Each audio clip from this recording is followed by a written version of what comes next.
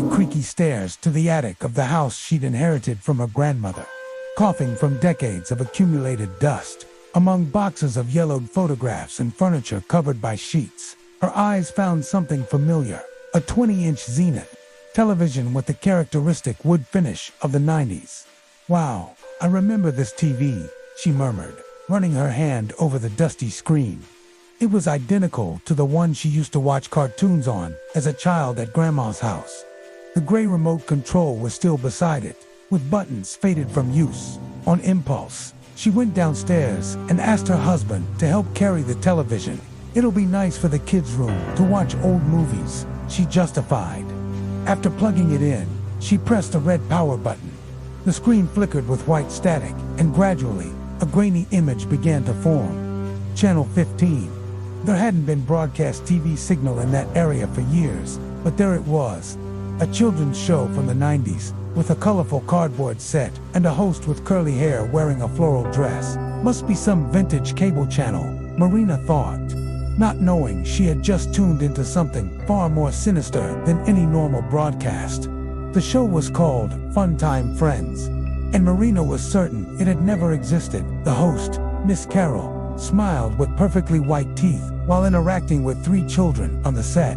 A red-haired boy about 8 years old, a girl with blonde braids, and another dark-haired boy wearing a Nickelodeon t-shirt. "Hello, children. Today we're going to learn about colors," exclaimed Miss Carol with artificial enthusiasm.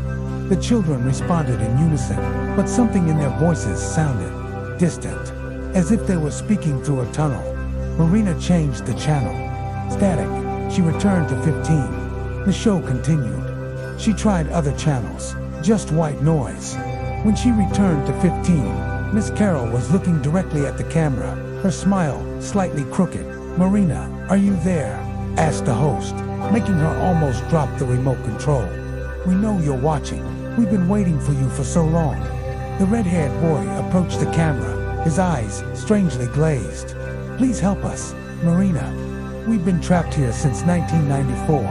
Miss Carol won't let us leave." Marina immediately turned off the TV, her heart racing. She must be imagining things. Work stress, maybe. But when she looked out the window, she swore she saw the reflection of the girl with braids in the glass, waving sadly. For 3 days, Marina couldn't get the show out of her head. She searched online for Fun Time Friends, Miss Carol, any reference to the program. Nothing. She consulted lists of 90s children's shows, PBS archives, even nostalgia TV forums. The show simply didn't exist anywhere. But the children, she swore she recognized their faces, especially the red-haired boy. Where had she seen those sad green eyes before? On Wednesday, she couldn't resist. She turned on the TV again. The show was on the air, exactly as before. Miss Carol was teaching the alphabet, but the letters on the board were in the wrong order. HELPUSPLAHC. "Marina," screamed the girl with braids, running toward the camera. "You came back. Please, you need to get us out of here." "She can't hear you," interrupted Miss Carol, pushing the girl away. Her face had subtly changed, eyes deeper, smile sharper. "Marina is just another viewer, like all the others." "What others?" Marina spoke aloud. Without realizing it, Miss Carol laughed, a sound that echoed metallically through the old speakers. "Oh dear, you're not the first to find our broadcast, but you might be the first to stay with us forever." The screen began to flicker violently, and Marina felt a strange dizziness, as if she were being pulled into the television. Marina woke up on the couch at 3 in the morning. The TV still on, showing only static. Her head was pounding, and she had the impression of having dreamed something important, but couldn't remember what. On the floor, she found a paper that hadn't been there before. A yellowed sheet with the logo, WKTV, Channel 6, Internal Archive. The document listed 3 missing children from 1994. Gabriel Santos, 8 years old. Red hair. Amanda Silva, 7 years old. Blonde hair, wore braids, and Rafael Costa, 9 years old.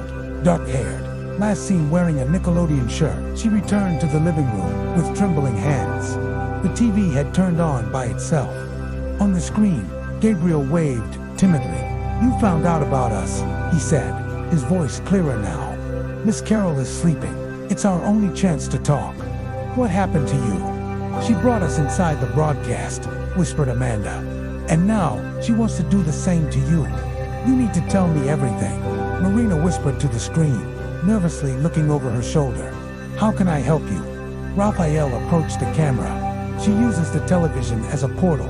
Each person who tunes into the channel gets a little more trapped. That's why you're feeling dizzy, having strange dreams. Miss Carol wasn't evil at first, explained Gabriel.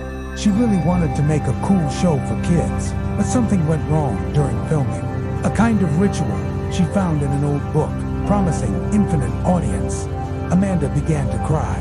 She said we'd be the stars of the most watched show in the world, that we'd never age, never be forgotten. But it's a prison, Marina. We've been here for almost 30 years, playing the same roles every day. How do you know my name? She knows everything about whoever watches, answered Raphael. The more you watch, the more she knows about your life, your fears, your dreams, your family. Suddenly, the house lights flickered. On screen, the children looked terrified at something off camera. She's awake, whispered Amanda. Marina, you need to break the TV before it's too late. But when Marina got up to look for a hammer, she discovered she couldn't move. Her legs were heavy as lead, and a familiar laugh echoed through the speakers. Trying to steal my stars, Marina. Miss Carol appeared on screen, but her appearance had completely transformed. Her skin was gray and cracked, her hair disheveled, and her eyes were now completely black. You should be honored. You're going to join the cast of the longest-running children's show in history. Marina fought against the paralysis taking over her body. Leave the children alone. They have nothing to do with your madness. Madness, Carol laughed, a sound that made the house windows vibrate. I discovered the secret of television immortality. Eternal audience. These children have been famous for decades. Marina, they never aged, were never forgotten. They're suffering. Suffering is part of the show, Carol replied, approaching the camera. And you'll find that out soon. Feel special. You'll be the first adult in our cast. I wonder how many parents will watch when they see a mother like them trapped on the little screen. Marina felt a force pulling her toward the television. The screen began to glow intensely, and she could see through it. A deteriorated studio where Gabriel, Amanda, and Raphael were tied to chairs, looking at her desperately. We fight her every day, Gabriel shouted. But she's too strong. The only way is to break the transmission. How? The remote control. Amanda screamed. Not the TVs. The original studio one. It's hidden behind the set. Marina couldn't resist the force pulling her. One moment, she was in her living room. The next, she had crossed through the screen and was in the moldy Funtime Friends studio. The smell of mold and decay was unbearable. Welcome to my kingdom, exclaimed Miss Carol, now a grotesque figure over 7 feet tall. 30 years building my captive audience. The studio was larger than it appeared on TV. Rows of chairs extended into the darkness, occupied by motionless figures, other victims who had tuned into the channel over the years. Some still moved slightly, whispering pleas for help. Marina ran to the children, quickly untying them. Where's the remote? Behind the rainbow backdrop, said Raphael, rubbing his bruised wrists. But she tried to stop us. Carol roared and grew even larger, her arms stretching like tentacles toward them. You won't ruin my masterpiece.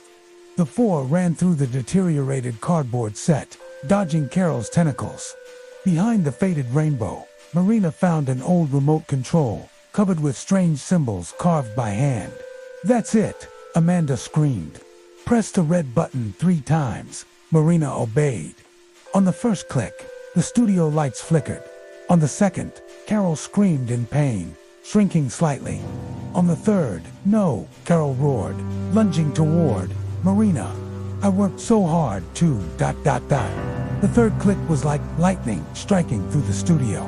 Carol disintegrated into thousands of points of light that were sucked into the remote control, which immediately shattered in Marina's hands. The studio walls began to crack and crumble.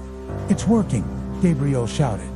The transmission is falling apart. All the figures in the chairs began to dissolve into golden light. Finally, free, after decades of imprisonment. Some waved gratefully, before disappearing completely. Marina felt herself being pulled again, but this time it was different. As if she were emerging from deep waters. In the blink of an eye, she was back in her living room, gasping, in front of a TV showing only static. Marina. It was Gabriel's voice, but now it came from outside the house. She ran to the window and saw 3 children on the sidewalk, but they looked translucent, like benevolent ghosts. "Thank you," said Amanda, smiling for the first time. "You freed us. What's going to happen to you now?" "We're going where we should have gone long ago," answered Raphael, pointing to a soft light forming in the distance. "Our parents are waiting for us." Gabriel waved one last time. "Sorry for scaring you, Marina. Please break that TV, so no one else goes through what we went through." Marina watched the 3 children walk toward the light until they disappeared completely. Then, she took her husband's hammer and smashed the old television, making sure every piece was destroyed. Later, when researching the cases again, she discovered that the bodies of the 3 children had been found the next morning, in a vacant lot where the old WKTV Channel 6 studio used to be. They could finally have a proper burial. And Marina never again tuned into channels that shouldn't exist.